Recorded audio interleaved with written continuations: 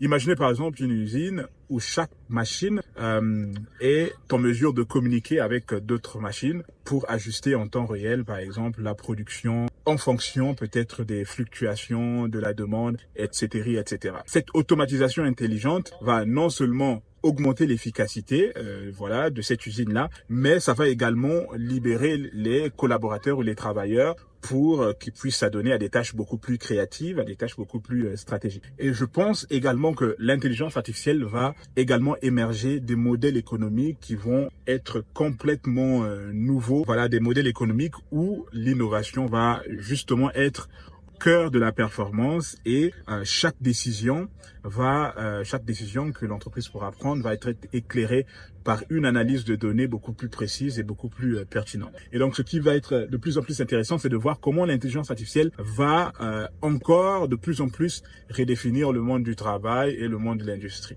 Donc, l'intelligence artificielle va jouer de plus en plus un rôle déterminant dans la protection de nos infrastructures et dans la protection de nos données. Voilà. Les systèmes de sécurité qui vont être basés sur l'intelligence artificielle vont avoir ces capacités-là à détecter des comportements suspects ou vont être capables justement de détecter des anomalies dans des flux de données en quelques instants, bien avant même que des cyberattaques ne puissent se concrétiser ou que les cyberattaques ne puissent se produire.